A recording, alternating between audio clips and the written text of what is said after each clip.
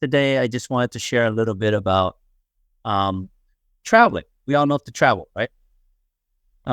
Who here likes being at the beach, sitting near the pool, seeing that nice blue waters, like it's Cancun, it's like Bahamas, like all of us, right? All of us want to be around the beaches, around warm weather, um, nice infinity pool. We want to enjoy our life. We want to work and then enjoy it at the same time. Sounds amazing. I get it. But I'm going to tell you this is really hard. It's really hard to stay focused. I know because I travel a lot with my kids and I travel and work at the same time. And it's not the easiest thing in the world. Like from my standpoint, I prefer sitting at home and working versus traveling all the time and working while I'm traveling because I know that I can be 10 times more productive just being at home in an office working versus, trying to figure out juggling traveling and working, juggling, traveling, working.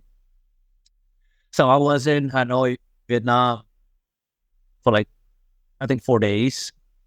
But 7 days before that, literally I was sleeping and recovering from being sick. I don't know what it was. I guess I went out, walk around town. Somebody coughed on me, maybe. I don't know. I was in areas where there's a lot of people. There's a lot of people in Asia. In general, there's a lot of people in Asia. Everywhere you go. I was on the train here in Tokyo, and there was a lot of people. Literally, my back was against somebody else's back. That's how many people there were. We were scrunched up in this train. So I'm not sure if I had COVID, bird flu. I don't know the cold, but it kicked my butt. It also kicked my wife's butt. We literally slept for about, I think, like 4 to 5 days. We were just sleeping, coughing. Luckily, the kids were not a mess. We were. I was a mess half the time. Uh, she was sick too. So my wife, she had the chills and stuffy nose, but she recovered faster than I did. So when we landed into Saigon, super hot, the first few days I was fine. I had all these plans laid out. I was going to do this. We're going to travel this place. We're going to see this thing. We're going to do this. We're shopping, buy some knockoff. Just get it. There's a bunch of knockoff here. You can totally buy whatever you want. It's cheap, $10. Guess what? That didn't happen. Plans didn't go as planned. Tell you that. It never did. Any plan that I had before, it didn't go as what we wanted. So when I got there, I think, traveling was a great idea. We love traveling, but it is so much harder when you have kids. It's like 5 times, 10 times harder. It's trust me. My kids, they're like animals. They don't take care of themselves. They're dependent on me. I'm worried about them getting lost, kidnapped, especially in Vietnam. My sister was telling me like, hey, they kidnap kids and sell them off in Cambodia. I'm like, that's kind of scary. Why are you telling me that?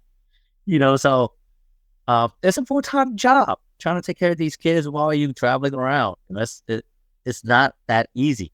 I love them, but it was hard to handle traveling with them along. So if you guys don't have kids, travel, enjoy it right now. But if you do have kids, it still works, but just have to make sure you plan it accordingly. So they didn't get sick, but I did. I don't know what happened. I think it was just, the traveling, the heat, and just moving around so much, seeing my family, and just, nonstop movement.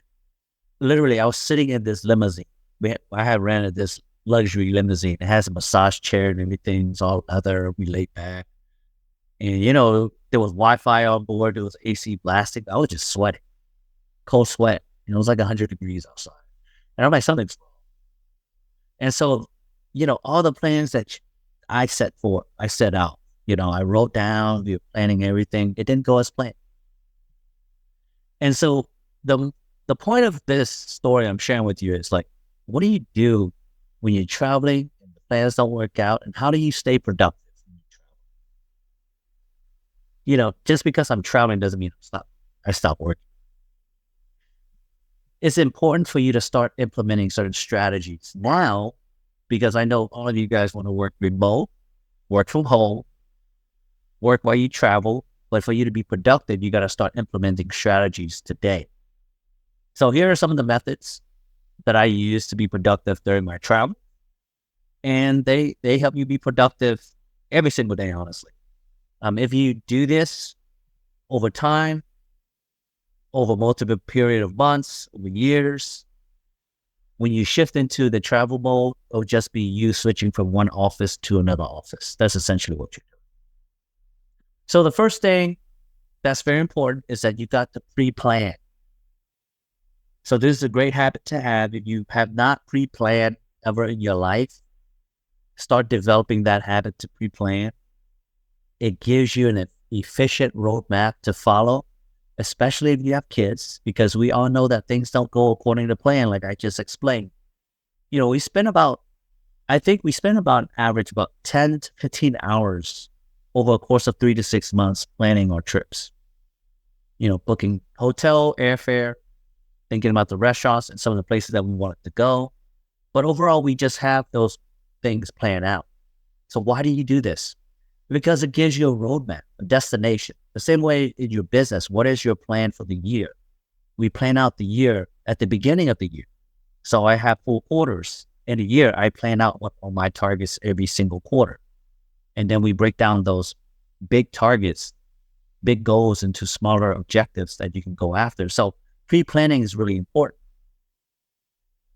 The truth is things don't, always goes as planned, but as long as you have a target, it helps you stay on track.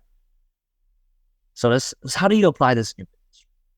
You got to plan your quarters, plan your months, have 3 key objectives to get things done every single month. What are the 3 main things you need to get done each month? Then you break it down to whatever it is that month that you have to get done each week.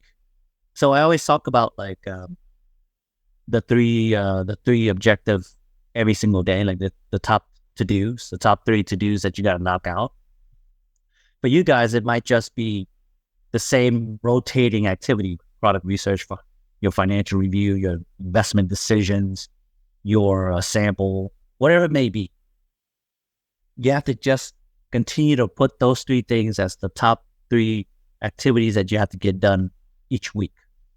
And so you're not just focusing on so many different tasks that you're doing. You're just focusing on the top 3, and you just pick one out of the top 3 to get things done.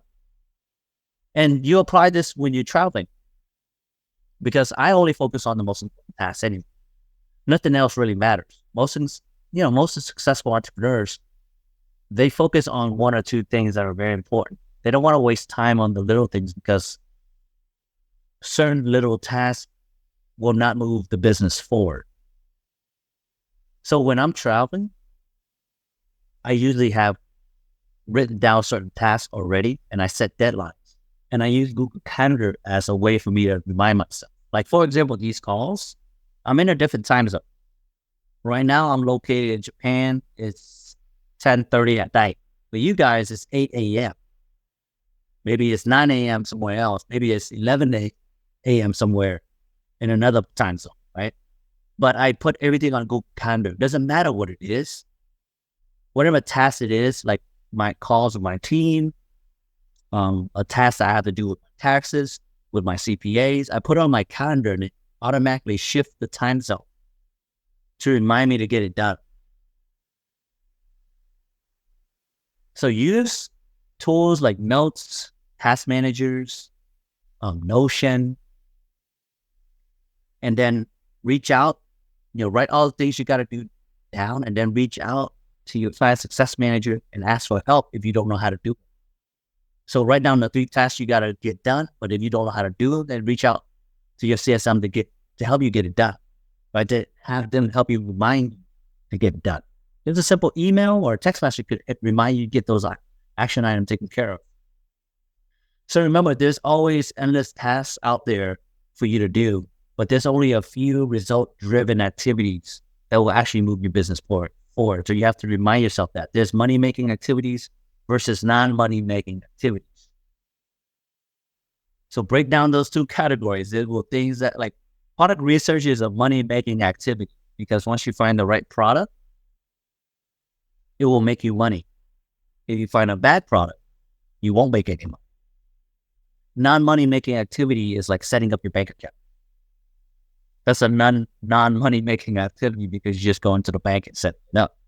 And that might not be an important activity. It just might be a to-do that you need to get done. But the most important activity is researching products, testing out the samples. Those activities will eventually become the money making activities. So learn to practice this every day. Those three objectives for you every week, what are you doing? And out of those weeks, every day, what are the three things you got to get done? But you got to practice it daily, make it a habit so that when you travel, that same process would be carried into your work, travel, lifestyle. So number 2, this one is very simple, but it's always something that's very important, which is setting a routine trigger. Setting up a routine trigger. So what I mean by that is really what is it that jumpstart your working mindset? So for you to start getting into the mode of working, usually people, they wake up, they take a shower, they drink some coffee, they get dressed, and then they drive to work, and they get to work, they sit down in their office, and that's kind of like their trigger. Out of all of that, there's a trigger that gets them into a work mode. So you might not pay attention to what triggers you into work mode. So now you have to be more intentional about that. Because when you're traveling, you won't have that same stability. And working is about stability. Like when you get focused and productive, it's about being stable. It's hard to work and travel at the same time because you're not in the same environment. So what do you need to do to get into the work mode?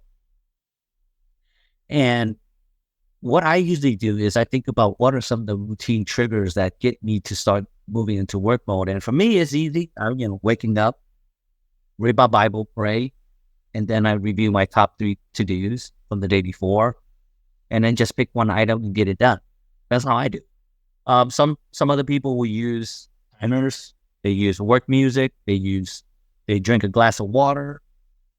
They sit down and review their action item. That's probably some of those things that could be your triggers. So think about what are your routine triggers that will help you get into work mode.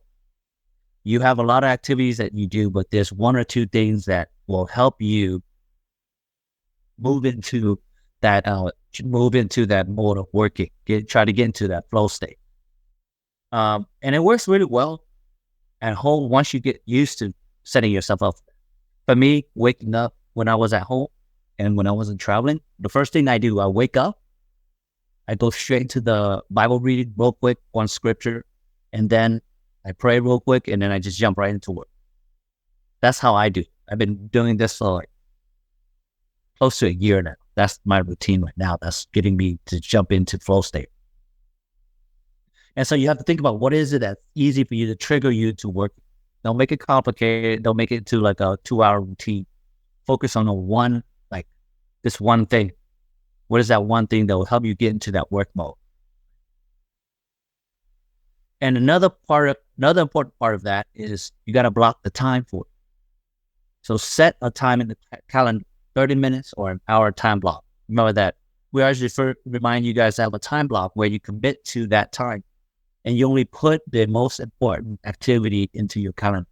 Don't just put activity into the calendar and not do them, because you're not keeping yourself accountable. So you're not treating your promises very important, right? You just kind of glancing through it. You set it to the calendar and then you forget it. So set a 30-minute or an hour time block before or during or after work, so that you know that this is the time that you're going to start getting your work done. And I know that a lot of you guys work 9 to 5. And when you work 9 to 5, you get home, you get really tired, you want to relax, you don't want to do anything. And then next thing you know, 5 hours in, it's done at 9 or 10 o'clock at night, and you don't want to work. So during that time, what's that 30 minutes in between? Before you go to bed, before you eat, right after work, what is that time, 30 minutes, an hour, where you can stay focused and do the work? Put it into your calendar, set a reminder for it and say, this is the time. And set a routine trigger where you would just, maybe it's the breath work. I don't know. Breath work, gratitude moment, maybe 20 push-ups. And that's where you jump into it. And what's worked for me in the past too is always having someone remind me, asking someone to be my accountability partner to remind me to jump in for work. So have somebody around you that could be your accountability partner too as well. That will help. And I'll talk about that in a little bit. All right, the third thing, first things first. So no point in doing 10 different tasks. Just focus on one. I want to repeat myself again. Always focus one task, regardless if you're sick, you're tired, you're stressed out, kids are screaming around you. Just pick one thing and get it done. And don't break the chain. Just keep, every day you got to get one thing done. It doesn't matter what you do, because getting jump start doing these things, especially when you're traveling, you feel like working. Like honestly, there was several days where I didn't want to do anything, but luckily I still got on call with my team. I still talk, I still discuss things, I still showed up. And that's what's important. It's like, oh, I got a meeting today, I got to show up. So always make sure you do one thing. Don't do 10 tasks. Don't write down 10 things. Just focus on one thing. It's really pointless to try to do 10 things when you're sick, when you're tired, stressed, worn out. Because when the true tests come is when you're like really, really burnt out and you don't want to do anything. That's when the real test comes, right? So if you practice now, when that test comes, you'll be able to overcome it. And that is a start of building up that muscle. So now you're sticking to a plan. The plan doesn't have to always work out, but you stuck to a plan. Like, I'm going to do something every single day, regardless if I'm traveling, regardless if I'm tired or not, I'm going to do something every single day. That's the plan. And you know what? There's days that you're not going to be able to do it, and it's okay too. But the more days, like if there's 10 days and you show up 9 out of 10, that's still better than 1 out of 10. So make it easy. Just focus on one. Have a plan. Pick one task. Don't try to do 10. Just do one. And then that same chain reaction give you that momentum to keep doing more tasks, getting more things done. To be honest, if you were sick, tired, and stressed out, a lot of you guys probably gave up already, right? You're probably like, man, I'm going to go to bed. I'm not going to do this. The only difference between you and I is because I've been doing this more. I built up this habit over time, and I have more reasons to keep showing. And remember, there's only a few tasks that you guys have in rotation. There's only a few tasks. There's like maybe 5 different tasks, right? Reviewing your seller account, product research, PPC review, sample analysis, sourcing. So there's not too many tasks that you guys are doing. It's just a rotation of tasks. And just get better at doing those activities. And everything else on top of that is probably bonus, like reading, learning, watching the training videos, reaching out to people, maybe putting a task as reaching out to one of the members or the CSM to help you learn something new. That could be another task. Number 4, let's talk about being accountable to others. So this is something that has changed the way I operate. My fear of letting other people down, not keeping my word, drive me to show up, even when it's like 1 a.m., 4 a.m., showing up for my team when I'm sick, when I'm sleepy, just learning how to show up for other people. That's a way for you to train your resilience muscle. It works for me. I'm not sure if you guys are the same as me, but for me, that's how I kept me accountable. Like my business partner, my team, my coworkers, my vendors, my suppliers.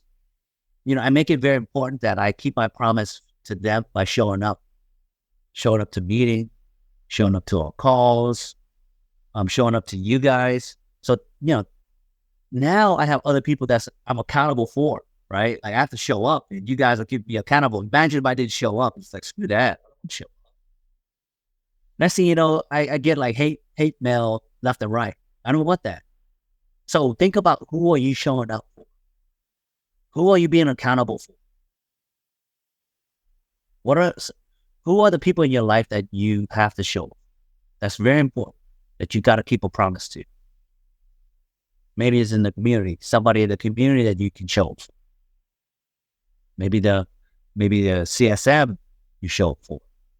But put them in a place where you're like, I have to show up. Don't just try to keep yourself accountable. Have somebody else be accountable for somebody else. So remind yourself daily of who you're accountable for so that it gets you to get up, to show up, and start taking action. Number 5, this one, I tell everybody this all the time, just plan for the worst. I went into this travel mindset thing, with a plan. Honestly, I was supposed to travel, have a great time, magical experience, supposed to be a fantasy where I get to work, have fun, my family, my kids, and then, all these things. But it was the opposite. Didn't go as planned. I got sick. Wife got sick. The kids were fine, sleeping most of the time. We spent half the time just trying to recover from, body aches and pain. But luckily, things worked out. God has a plan for us, for me. Your attitude determines your altitude. So always plan for the worst. I had this conversation earlier today. I was like, having a doo-doo mindset will kill any progress. Just a doo-doo mindset. It's going to kill anything. It's going to kill every single progress that you ever want to make in your life. A doo-doo mindset. A crappy mindset. That's what it means. Why? Because you essentially will eventually speak yourself out of moving forward. Being frustrated, having a lot of doubts, it's not going to get you anywhere. You're going to get stuck by it. We have students who, come across challenges, struggles, and then they get stuck. They get stuck in their heads with doubts, fear, and eventually it leads them to a place where they take no action at all. So they end up giving up and eventually failing because they're not moving forward. So they just stop. You don't want to be that person. So expect that things will not going to work out the way you expect it to. It's not going to go as planned as all the time. And so the best thing you can do now is just start having a great attitude. Just tell yourself that no matter the situation, I'm going to have a good attitude. Just practice smiling when you don't feel like it. It works for me. Right? You could be lost, but like, hey, we'll figure it out. I felt like we were lost for a bit, trying to get to this place. Half the time I thought we were lost, but we figured it out eventually. Yeah, it works for me my entire life. I always remind myself how worse my situation could be, how worse off my life could have been. I could be working 2 jobs still today. So just remind yourself how worse off you could be right now. And just have a great attitude, because no matter what happened, when things don't go as planned, having a great attitude will get you out of it. That's how you survive. That's how you get through things, is by having a good attitude. Right? So the last thing is, of course, being able to shut off. The last thing is the cool down routine. How do you shut off after having all this work mode? Because when you're so focused on work and you don't know how to disconnect, you're going to eventually burn out. And so for me, my cool down routine has always been put my phone on do not disturb after 6 p.m. No calls get through after that. I don't pick up any calls unless it's someone that's important or I'm expecting someone. For me, take a shower, lay in bed, maybe do a little reading, listen to some classical music before bed, calms me down, and then go to bed. So what is your cool down routine? Why is it important? It's because if you don't know how to disconnect your mind, you'll be stressed out. You won't be very productive. You lose sleep, right? When you're not getting good rest, how can you start? How can you be productive the next day if you don't have good rest? So on the to-do list that's in your mind, make sure you write it down the next morning. That's what I do. I just move all my tasks into a to-do list, and then I move it to the next morning. But the truth is, just disconnect. That's how I cool down. That's what I do. So think about what it is that you do to cool down on and disconnect from work. Don't just keep working. Let's just say you start working at 7 or 8.